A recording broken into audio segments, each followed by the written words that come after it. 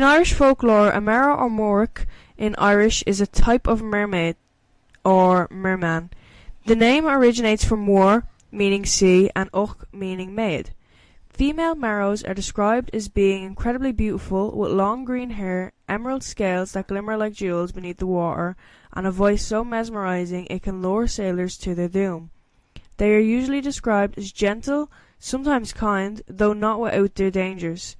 However, the male Merrows are almost always grotesque, said to have pig-like eyes, green hair, webbed hands and feet, and sharp, jagged teeth. According to folklore, female Merrows are not attracted to their male counterpart because they are so hideous. So instead, female Merrows will often seek out human men instead of their own kind. Just men? That's No, I mean like do the male versions seek out like we went? I don't know. I guess so, because like they're just getting known. The male versions known. want the female versions of themselves, and the female versions want Perhaps. yeah. One of the definitive features of the Merrow is their magical red cap, called the Cahulian Droa. Without this cap, they are unable to breathe underwater and are stuck on land. There are many stories about fishermen or coastal villagers taking a Merrow's cap. If you take it and hide it, you can keep a Merrow on shore to convince or compel them to marry you. But it isn't a secure relationship. The Merrow will always yearn for the sea, and once they find their cap, which they always do, the Merrow will disappear, usually leaving behind a husband, children, and an aching sense of loss. It is a story pattern often seen across Celtic folklore. I would argue that's just a bad start to any marriage. That's kidnapping. No, it's not. It's not great. What can you do? I don't know. Yeah, kidnap. This is just, I don't know, like forced. What is it, like? Yeah, forced wedlock, really. Forced wedlock. You just can't. And You have nowhere else to go, so. Impregnate her, so you just baby bombed her. Yeah, it's not great. You can't. You trapped her, bro. You baby trapped her. More like just like cap trapped her. Yeah. Cap. I stole some. I'm picturing like a. It's like stealing someone's shoes. Like a baseball cap, or is that what we're talking about? Like I'd say so, yeah. I'd say it's a baseball cap. I think it's a like sideways New York to look New real Yorkers. cool. Yankee cap. No brim, brim no Yankee. Yeah. I don't know. Merrow is like is like the Irish. Basically, yeah, version of mermaid. Irish mermaid. It's odd how mermaids. Have you seen that documentary, the mockumentary? No. Mermaids, a story untold. Everyone thought it was real, and they marketed it as real and didn't tell anybody like any difference. They did the whole documentary, not podcast, and they showed like CGI clips and stuff like that, all like alleged mermaids and shit. And like I fell for it as a kid. I was like, holy shit, they're causing like in it. They're like whales are washing up, and it's because of the fucking mermaids. And I was like, God. You were like, God damn it. I didn't know this. But then, like, only in the very end, in the credits, do they say, this is a work of fiction. Real. This was not based on and it was on story. Animal Planet and Natural Geographic. Like, it was funded by Animal Planet and then Natural Geographic and all. Why would they do that? I don't know. I think it was a big craze. Okay. Like, just works of fiction, just to lie. Yeah, just to fucking lie to these kids who are tuning. Imagine... You're like, do you know what? My kid just watches so much shit. I'm just gonna put on like an educational program. I'm watching mermaids. They're like, Ma, we need to go out and we need to kill these fucking mermaids because they're killing the whales. It puts the mermaids in a battle. Yeah, because they're like meant to be like killing the whales, whales or something like that. And then like there's a whole fucking. You're gonna hear Sheba barking. There's a whole. Thing on it. It is quite an interesting watch because like they make out the oceanic. There's like a group of people who are like that's their job is to like look after like ocean welfare and whatever. They like villainize them. No, we need to watch this. They like made a whole thing on it and they were like, this is like such a out of left field. They weren't expecting it because it's like halfway through they're like, yeah, these bastards won't fund anybody. An example of this pattern, often seen across Celtic folklore, is the Selkie, who cannot return to the sea if her sealskin is stolen. These stories reveal something deep about Irish storytelling, the danger of binding the other world to the human world. Eventually, the ocean reclaims what is hers.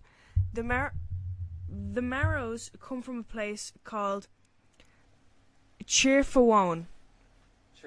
Cheerfawone. Yeah, I turned my mic off. Cheerfawone. Cheerfawone. Cheerfawone. Yeah, you said Cheerfawone. Cheerfawone. The land beneath the waves. Cheerfawone. Cheerfawone is a part of Ireland's otherworld, the realm of gods and fairies, a place where time flows differently. Imagine palaces made of coral, glowing with otherworldly light, structures that shift like the tide, and music that moves like water itself. God damn. Cheerfawone is linked to Tirnanog, the land of youth, and Magmel, the plain of delight. It's all a part of the same otherworld, a location where human visitors are scarce, and even scarcer are those who return unchanged. So these are like places that are very, very common in Irish mythology. Yeah. And I feel like if you're from Ireland, you'd know at least. It's kind of like the Norse, the way they have realms and stuff like that. Yeah. It's kind of like that. Like they have Jotunheim, they have the different. These come up a lot. The Merrow then aren't just sea people, they're representatives of this other world, reminding us that the sea isn't just waves and fish, it is a gateway to something vast and unfathomable. Like dolphins. No, dolphins are not exactly nice. Unfathomable. Unfathomable. Who knows why they do what they do? Without fathom. Remember that Megan went? It's unfathomable. Unfathomable. Without fathom. Without fathom. Similar to the sirens from Greek mythology, the song sung by a Merrow can lure men. Merrow music can be heard from deep in the ocean. The sound floats delicately across the water. Merrows are frequently associated with the enchanting power of music. They are sometimes described as haunting the coast with melodies carried on the wind and surf. Their songs are said to be beautiful and out of this world. Their music is capable of luring listeners into a trance or causing them to feel a deep longing for the sea. In some stories, Merrows use music as a way to communicate with humans, gifting glimpses of their mysterious life, while in others, their voices are warnings or omens. Merrows, with their elegant movements shaped by the tides, are regularly depicted as natural dancers of the sea. As their music floats through the waves, their bodies are believed to weave fluid patterns. Their movements can seem both joyous and sorrowful, celebrations of freedom below the waves. Like many sea spirits, Merrows have been included in many traditional songs and ballads, often as symbols of mystery, beauty, and danger. In Irish folklore, they appear in maritime tunes that speak of sailors enchanted by voices from the waves. Some folk songs describe sea maidens luring men into the deep, while others display them more gently, as mournful figures who long for love on land. Modern musicians have also been inspired by these legends, and sometimes weave Merrow into contemporary songs, using them as metaphors for longing, transformation, or the pull of the unknown. Whether in ancient ballads or modern melodies, Merrows continue to be seen as muses. A well-known traditional Irish lament, arranged by Alton 1993, and others like Anuna, though it could refer more broadly to Ellie or Mermaid mythology. Broadly to Selkie, that was a typo. to Ellie. Though it could refer more broadly to Selkie or mermaid mythology, some interpretations describe the story as involving a Merrow-like figure, a sea maiden returning to the ocean and leaving behind her family in a deeply emotional farewell. One of the most famous stories is the tale of Luty of Kerry. One day, Luty found a gorgeous woman stranded on the beach, a Merrow named Marina. He kindly carried her back into the sea. The grateful Marina granted him 3 wishes. Luty did not wish for things like wealth or power, instead opting for gifts that could help others, to break spells, to compel spirits to do good, and to pass his family. Marina was impressed by his unselfishness, and so she promised him prosperity. But she also fell in love. She tried to keep Luty with her by weaving enchantments, but Iron saved him. In Irish folklore, iron was thought to repel fairies and spirits. Luty drew his iron knife against Marina, and she recoiled and vanished beneath the waves. But she returned 9 years later, and this time Luty wasn't so lucky. Marina enchanted him. So lucky. He weren't lucky. Marina enchanted him right in front of his son, and the two slipped into the sea. Luty was never heard from again. In front of his son? In front of his son. Damn, That means he had a wife. Are you saying Louis or Luty? Luty. L-U-T-Y. Luty. Luty. Like lute? Like a lute, like the instrument? I don't know, it's just, maybe, I don't know. That's just Luty. his name, bro, he's famous. Sticky fingers, Luty. Luty. He's a pirate. And Luty, well, he was never heard from again. Luty has a booty of treasure. So not treasure. all Merrow tales are filled with romance or bittersweet goodbyes. Some are straight up frightening. Yeah, I would assume so. Yeah. Drowning in. That's that story really got me because like usually in stories it's like like with the Frigg Orta. Yeah. Yeah. He asked you for food, you say no, you get punished. She just does you. You do, yeah. With Marina, he did the right thing. He was like, oh, I don't want to use my wishes for evil, and she was like, whoa. Huh. Fucking virtue signal much. He's like virtues. She's like one of them. She's like far right. She's like one of them, just like the fuck. Man? No, but she was like into it. She was like, whoa, that's like you're actually like really nice. Oh my god, kill his ass. You're so nice. Here's some prosperity. And you're like, you know what? And she lucky fell in love with him, and she enchanted him. Oh, okay. I misread that situation. No, yeah. So she. I thought that as he asked for good shit, and she was like, "What?" No. He asked to like help people out. He wasn't even asked. Like, "Oh, you're well." And she was like, "Whoa, yeah." She was like, "Whoa, you're so kind. That's so like sweet." So deep. She's like, "You know what? I'm gonna give you some prosperity as well, a little bit of prosperity." And then while she was doing that, she's like, "Lucky catching feelings." Then she catches feelings. She's like, "Do you want to like come to the ocean with me?" He's like, "No, thanks." She's like, "Oh." In fairness, she's like, "I can't swim." Okay, and then she tries to force him. Yeah, can swim? I can't swim. We don't know if he could swim, but then she tries to force him, and then he uses iron. He's like, "Back." Iron. I gotta beat the women with a stick. Well, it's not. Back. Let's not make this into domestic abuse. No, he has to beat the women off him with a stick. So he has iron. He's like, "Go away, go away." No, go away, you. And then 9 years later, I don't know why specifically 9. Usually 7's the lucky number in these situations. 9 means no. 9 years later, she comes back. He has a son by then, so presumably married. Yeah. And then in front of the son, she's like, busy. enchants him to, leave. Then he's never seen again. So she could have killed him because she was angry. She could have just keep him. She's like, "Oh, this is your dad." Not anymore. Not anymore. That's mine. Onto the male Merrows. As I said, Merrow. the male Sounds Merrow. Crazy. They are depicted like a Seaman, if you will. Continue. That was a good one. They're depicted as dangerous with their pig-like faces and jagged teeth. Oh, poor little bastards. In Unstrand folklore, they gather the souls of drowned sailors, containing them in cages beneath the sea. There's like soul cages. I don't know if you're familiar with them. Yeah, I ran into various ones in my life. I don't know if you're familiar. I don't know if you see like a picture or something. They look kind of like lanterns. Yeah, I think I've seen them before. Yeah, I don't think so. There was Yeah, maybe in Pirates of the Caribbean or something. I feel like I've seen them before, but I don't know if I've seen like soul. No, I think it's in Over the Garden Wall. There's actually like a soul cage situation. Yeah, I think I've seen it in I don't know. I've seen it somewhere. Yeah, these soul cages became famous through a 19th century folklore retelling, but the concept dates back to older whispers about vengeful sea spirits. In this story, the Merrow is a force that claims sailors and keeps their spirits forever.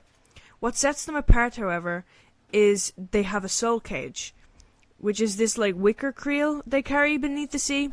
And in these cages, they are said to trap the souls of drowned sailors, keeping them imprisoned. Unlike the female Merrows, who sometimes seek love with mortals, male Merrows are feared as wardens of the dead. Chance has such a feminine birth. Yeah, I know, didn't. Sorry, can you continue? Do I have to start from the start? No, just start. Just keep going, bro. Just keep going, Chance is like the tour on this podcast. You gotta, they know him by now. If you don't their know cages. me, get to know. If you don't know me, get to know me. Their cage is a grim reminder of the ocean's claim on human life. The soul cage, he's gonna punch a hole in the other side. The soul cage symbolizes power and their nature, tying them to the sea's bounty, but also its relentless hunger for souls. It's not in Sea of Thieves, no? Oh, might be. I feel like also just like you see a lantern. You go to the Dutchman's yoke and there's like big lanterns with like. Oh, maybe. Big cages in it. I long. You know what? They long for the sea. Children long for the mines. so maybe the souls do too. In You the float down here. Wait, hang on. So when your wand took, We're back on Marina. Louis, this just popped into my head. Right. Did she at least give him like gills or something, or We she don't just know. like I'm drowning? We don't know. We just never saw him again. I think the story was told by the son because he was the last person to see Poor him. little guy. So obviously the dad was like, "Hey, if you see someone named Marina and she's looking for me, don't tell her She where I wants am. me. She wants me. It's embarrassing. She Just wants me. tell her I'm not around. I'm not about that lifestyle, I'm not about that. I'm not about can't make a wife out of a hole. And then So she sees him, she enchants him. Oh. In the oldest Irish traditions, beings that resembled Merrow appeared in medieval texts, where they are depicted as dangerous sea spirits. Than the more romanticized figures of later folklore. He's like, you started without me. the podcast, moment. The Labar Gabala Erin, Book of Invasions, a mytho-historical account of Ireland's earliest peoples, tells how one wave of settlers crossed the Caspian Sea and encountered monstrous siren-like beings called Mordecond. These creatures sang enchantingly beautiful songs that lured sailors into a deep sleep. Their name doesn't sound Mordecond? Mordecond. Mordecond. Maybe I'm pronouncing it wrong. Mordecond. Sounds like a Decepticon. Mordecon. Robots in disguise. Let me... Megatron. Mordecon. Roll out. Oh, Mordecon. Yeah, Mordecon. there isn't like an official one because it's from like the whole thing, whatever. Convention We're just gonna say Mordecon. Mordecon. These creatures sang enchantingly beautiful songs that lured sailors into a deep sleep, after which the Mordecon dragged them below the waves to devour them. To escape this fate, a druid advised the sailors to stuff wax into their ears. This is reminiscent of the Greek tale of Odysseus and the Sirens, showing how Irish myth absorbed and reshaped wider European motifs. Later versions of the Book of Invasions gave the Mordecon more detail. They were shown as stunningly beautiful women above the waist with long golden hair. Above the waist was like Yeah. Why did you precipice that? What do you mean? Yeah, but their lower halves were that of fish. Beautiful. Above the waist. Yeah, above the waist, beautiful, and then below the fish. belt. Fish. And then the fish. Fish. Hop anonymous. The Dinshonkus. Dinchonkus. I might have to pronounce Big that one. chonkus. Dean Shaw. I just raw. Dean Shaw. The The Dean Shaw, a medieval collection of origin stories for Irish place names, also contains lore of mermaid-like beings. In one tale, a man named Roth, R-O-T-H, Roth, was slain... Mike Tyson pronouncing Ross from Friends. Roth. Because he always off. says TH. was slain by sea women in the English Channel. His severed thigh later washed ashore, and from this gruesome event the place received its name. These beings are described as being alluring women from the waist up, but below the waterline their bodies were wild, bestial, and clawed, covered in coarse hair. That one's kind of crazy, because usually it's like fish. That one's like furry and... Four-solo from the waist down. Yeah. Like the Mordecon, It was a long winter. it was a long Like, winter. what do you want from? You can't blame them. They sang songs that bewitched sailors into sleep before tearing them apart. Another story recounts the drowning of Ruad, R-U-A-D, Yeah. Ruad, after whom the Asaro Falls were named. Don't be fucking rude. Ruad was overcome by the music of a mermaid's melody, fell asleep, and perished beneath the waves. Merrows have also inspired visual art. They are shown as elegant women with flowing green or golden hair, their fish-like lower bodies coiling into the sea. Some depictions emphasize their enchantment, portraying them with harps or shells, surrounded by soft light and calm waters, echoing their association with music and song. Others highlight their darker, more folkloric side. Male Merrows appear with grotesque features, webbed hands or soul cages slung at their sides, reminding viewers of their role as keepers of drowned sailors. Irish and Celtic revival artists of the 19th and early 20th centuries often painted Merrows in romantic, pre-Raphaelite styles, blending myth with dreamlike beauty. In Irish folklore, Merrows are aquatic entities depicted as beautiful women from the waist up. In comparison, Norse mythology contains analogous sea beings, although with notable distinctions. Selkies, for instance, are seal-human shapeshifters whose narratives frequently explore themes of captivity, longing, and forced domesticity. Other entities, such as the Knock, I might be pronouncing that wrong, that's like Viking, lure humans with musical performances, while enormous sea monsters, like the Hafguffa or Ling Bar, threaten ships and seafarers, paralleling the predatory aspects of Irish male Merrows. The goddess Ran, who captures drowned sailors in her net, serves a function analogous to the soul-collecting male Merrow. Despite these similarities, Irish Merrow traditions demonstrate a gradual romanticization over time. I have some paintings based on Merrows. So there's Did you drew them yourself? no, I have some maybe. paintings. I have some paintings. It's just a little bit. 19th century illustration, circa 1866 to 1888. A vintage depiction published in Fairy and Folk Tales of the Irish Peasantry, edited by W.B. Yeats in 1888. This black and white engraving features both male and female Merrows, the male portrayed with grotesque distorted features, green hair, pig-like eyes, and the female shown as beautiful half-woman with fish-like tails.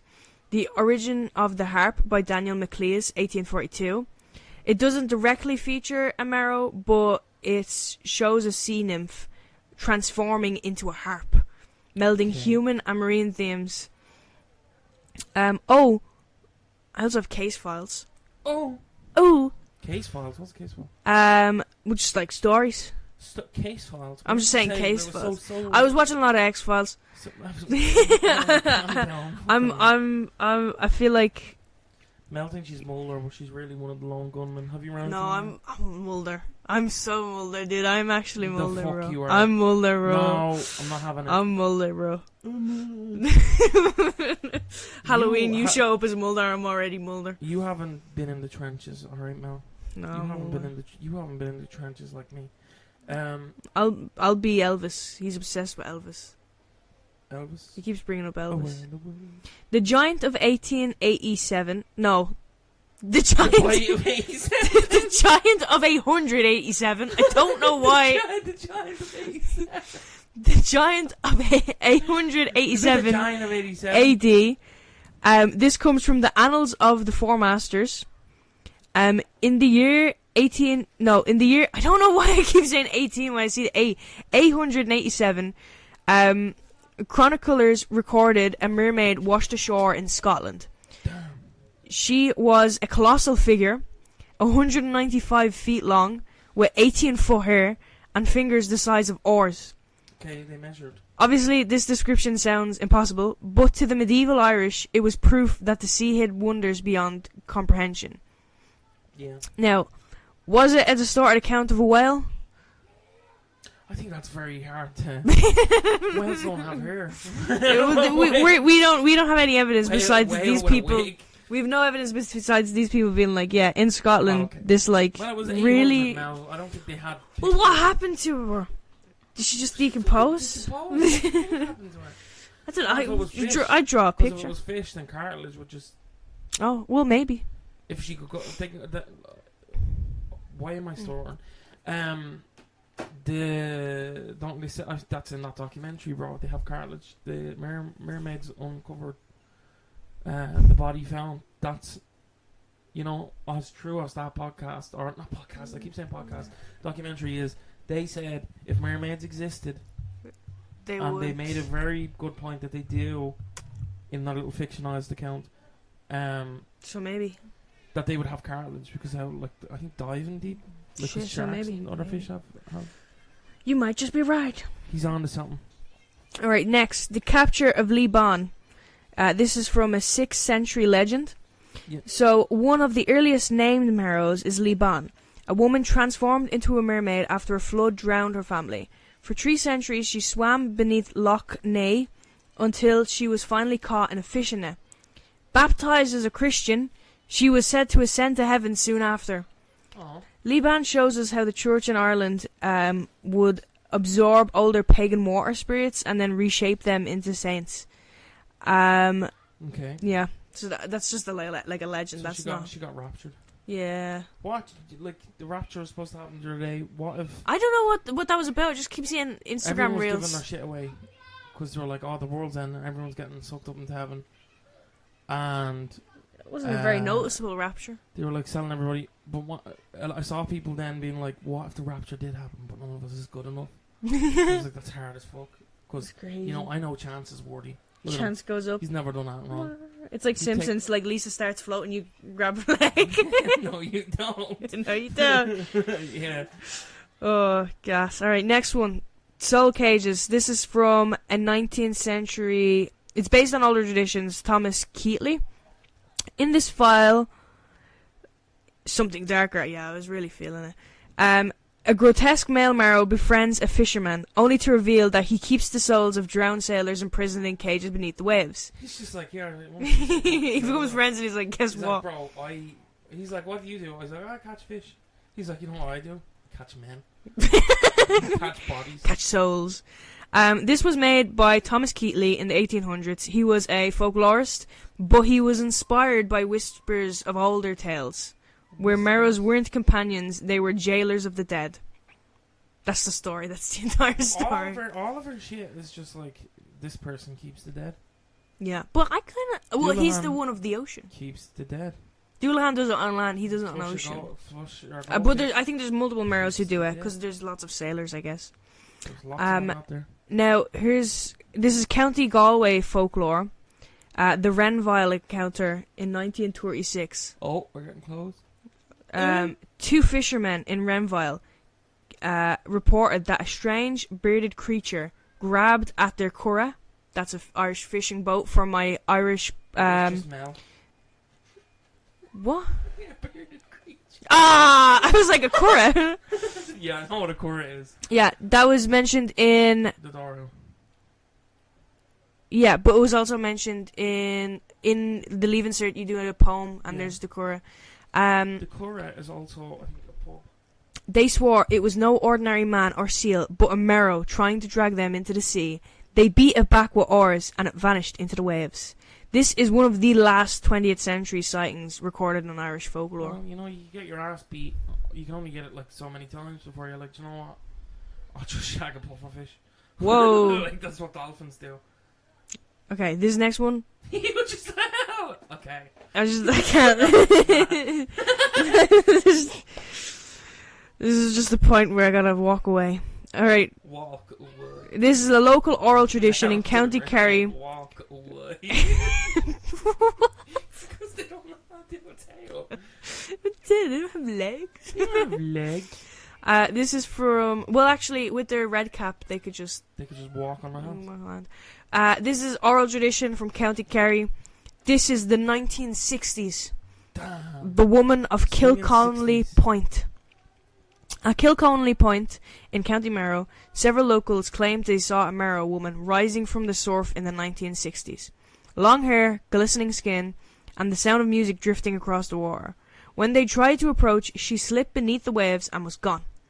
A folklorist visiting the area later wrote that the witnesses weren't drinking, nor were they known for telling tall tales. To this day, the story lingers in the community. You gotta let it linger. Yeah. That's my song. You got to let it linger. By the Cranberries. Dylan's song and only Dylan's song. Only my song. This is clear folklore. We're going all the counties. The blood of Kilone Abbey.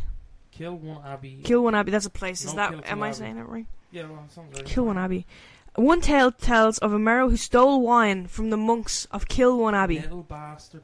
Chased through the crypts, she became trapped underground. Gravely wounded, she dragged herself back to the lake and died. But every 40 years, locals claim the waters of that lake turn red, said to be her blood surfacing again. The drink just does it to us, bro. Maybe it's just the wine. Yeah, Maybe it's the wine in the bottle that comes back every 40 years. She just keeps doing this every 4 years. She keeps getting out, like, fucking... Whether a trick of the algae or something stranger, algae. The story binds the place to the Merrow forever. From a scientific perspective, this is just like whether or not it's real. Oh, so this shit actually, like, it does turn red? No. Well, if they're saying scientifically. No. This is a different thing. I didn't put a space It's It a new could be paragraph. It could also just be clay. It's a new paragraph.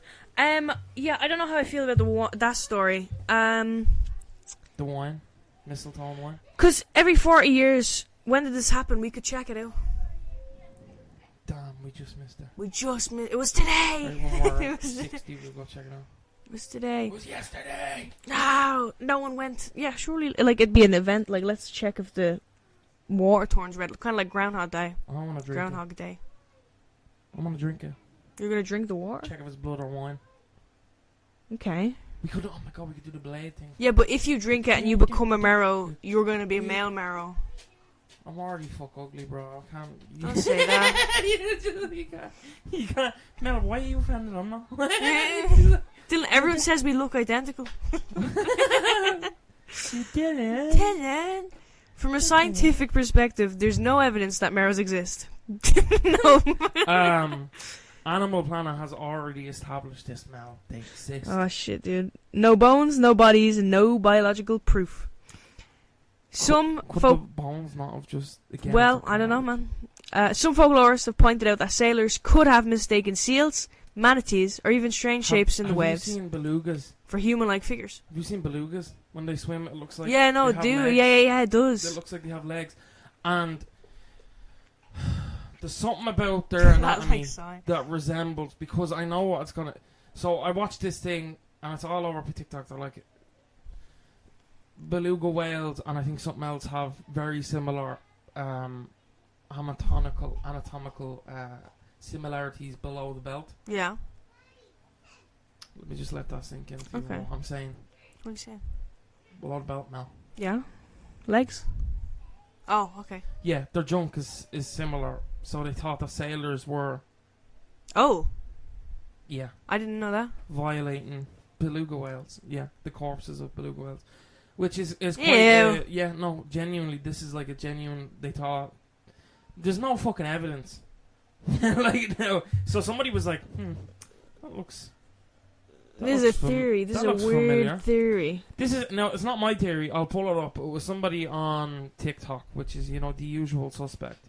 And So we can't believe it at all. No, we can't believe it at all. But the only part of it, I was like, you could have just said, "Oh, they have similar legs. Like that looks like it has legs." Yeah, why would you say like, "Oh, what if they did this?" What if they shagged? I don't think they did. I think it's because I think there was something about it. Like there's more about it. You'll see it if you look it up on. Just I'm not going to. look up whale. No. No. No, I don't know. I saw on because there's a lot of fucked up shit, bro. There's a lot of things about. I think a lot of it stems from I think not opening the schools from COVID. Done a lot of damage to the youth. The ocean plays tricks on the eyes, especially when you've been at the sea for weeks. Yeah, see, insanity, isn't it? Yeah. But folklore, yeah. So you can continue. Folklore offers another kind of evidence. Ireland's Annals of the Four Masters, compiled in the 17th century, mentions gigantic. Shit, why am I gigantic. You fucking confused me.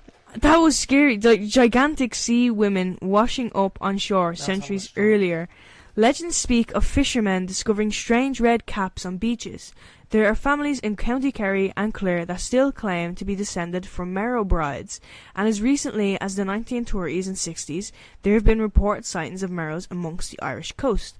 Maybe these are not literal truths, but folklore isn't always about the facts, it's about the meaning. The Merrow represents our complicated relationship with the sea, its beauty and its deadly pull. Merrows probably aren't real, not in the way we'd like to imagine at least, but in the sense of tradition and in cultural memory of Ireland, they are real. They are as live as the waves themselves. They represent the power of the sea. They are beautiful but dangerous, generous yet jealous. They remind us that the ocean can give life and take it away. Damn, bro. Yeah, crazy. So what I was going to say earlier is we were saying about insanity. Have you seen that thing where I think I've seen a sailor, he was lost at sea? I think that's what the lighthouse is where about. the light gets so the water will get so still that it'll reflect the sky so well that you can't tell where the water is and where the sky is. So a lot of sailors will drown thinking they're still looking, like they'll be looking down towards the water and they'll still think they're looking up. Mm. It's like hard to describe, but he talked about like nearly freezing to death because he fell for it. He fell in the water, and it was something like a life buoy was stuck to his leg. But the sea is one of those. It's also, I think less explored. I think it's the least explored place. Yeah. There's lots of like interesting stuff about like the deeper sea The levels. creepiest shit I heard anyone say was, and he was like, NASA used to, before they explored space, was like their job was to explore the depths. And then suddenly they were like, "Fuck it, we'll just look at the stars." Let's go away from this place. Let's leave. What the fuck did they see down there? Because there's pockets and stuff like that down there of like sea life and stuff that's always found. Like there's so much stuff that's like unexplored. Yeah, every time they go down with the like into like they do the exploration with the cameras in the Mariana Trench, they find new. Yeah. Like the sea can be very scary. I think also like that game. What game? Subnautica. Yeah. There's some scary stuff in that. Even it's not even supposed to be a scary game. Yeah, it's one of those hidden horror ones. It's also the ocean, even like the monster, like the creatures. I say monster, but it basically is. Like we know the giant squid exists. We have like 3 pictures of it. Yeah. We have had 1 corpse of a juvenile. Mm-hmm. No other evidence of it other than on the bodies of sperm whales. Yeah. Fighting it, like they'd have suction marks. And that alone, like, if we didn't have the whales' corpses, we just wouldn't know. That would be existed. encrypted. And it was, because a lot of people think that there was an influx in the population years ago, and that's what the Kraken sightings were. Was it actually attacking whaling ships who were hauling whale bodies in. So they were like, it's fucking mine. That's fucking my grub. That's my lunch. But yeah, no, don't know. Have you heard of the... what was it called? Is it the sea apes? The aquatic apes theory? No. I've heard of sea monkeys. So never worked for me. That's brine shrimp, bro. I've had those. Great for baby fish. So basically the aquatic ape theory is it's because we sweat and we secrete oil to protect our skin from sun damage. And our skin wrinkles. They think that our skin wrinkles because we came from the sea, and that certain ancestors were actually returned to the sea, and that's why we lost our hair. So we came to land, got hair, and then we returned to the sea because of food scarcity. Yeah. And then we lost our hair because obviously the waves and stuff like that didn't make sense in the ocean. We became slick, and then even like we have slight webbing between our fingers. That could be a sign of like it trying to regenerate or something. But there's a whole theory. We could even do an episode on that. That apes kind of return because, and even I think the mutation of blue eyes is a strong focal point in it, because that was like that shows that we can mutate from years of exposure to certain conditions. Blue eyes comes from living near coastal areas, and it's not very common. I'm probably butchering the theory. The theory's a lot more in depth. I don't know if I believe it, but it is interesting because it goes into even like tribes and stuff like that who have a larger lung capacity because they live. Yeah, it sounds really interesting. In like the middle of the ocean, so from like kids they're taught to dive for clams and shit. So yeah, no, it's interesting, but I don't know if I buy it being a whole separate race. Yeah. Like it could. I think it's just probably misidentification. Yeah, I don't know. The legends are interesting though. I like the but it is weird how like it transcends cultures. Like Ireland has it. Yeah, lots of different places have it. The original. What's the like? Even like the tale of the monk telling them to put wax in their ears. That's very reminiscent of the Odysseus one, where I think it's a god or a goddess tells them to put. Yeah, because of the sirens and stuff like that. Because of this song. The siren song. I think it's wax as well. Yeah, I think it is wax. Which it is odd, the little comparisons, because, you know, when you look on the world map of how long it would have taken for that to cross borders at that stage is crazy. But, you know, humans, we love talking shit, don't we, Chance? Yeah. He's like, whatever. He's like nodding off. Look at him. Aww. He's like, oh, I'm tired. I have a little finishing paragraph. Yeah. The Merrow isn't swimming in the Atlantic today, but in folklore they stay as real and vivid as ever. Whether you view them as enchanted mermaids, tragic lovers, or embodiments of the sea's danger, their stories carry on rippling through time. Next time you take a walk along the coast and hear the waves crashing against the rocks, take a second to listen closely. Maybe it is just the sea, or maybe, just maybe, it's the voice of a Merrow calling you home. Don't do that now. Don't do that. Is it going to scare you? Yeah. Metal Paddington would survive. I think Paddington would just be friends. No, Paddington's too good, bro. You'd be friends with the Merrow. He'd be like, hello. No, she'd be like, no, Enchanted, you're too good, you're Enchanted. He'd be Looty. He'd be Looty, but I think she would be like, you know what? He's too hairy. Maybe. He won't maybe sing. he is He'll part, sing because sometimes. there's one with like the legs that are all hairy, so maybe he's part. He's part, yeah. Part Merrow or Merrow. I like Merrows. They're fun. They're fun. You know, fun. So yeah, remember to follow us on all social media platforms. Tell a friend. Tell a friend to tell a friend. Tell a friend, tell a friend, tell a friend. Yeah, we got a new episode every Thursday. Wherever you get your at this point podcasts. when this goes up, yeah, wherever you get your podcast, in all the usual places. By the time this goes up, I think in the next 2 weeks.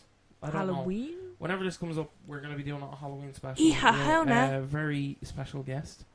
We won't Chance. say who. No, he's. Is it me? Am I the special guest? guest? Paddington. It's Paddington. It's like when the Queen had marmalade sandwiches with the Queen. So yeah, we'll catch you in the next one. Goodbye.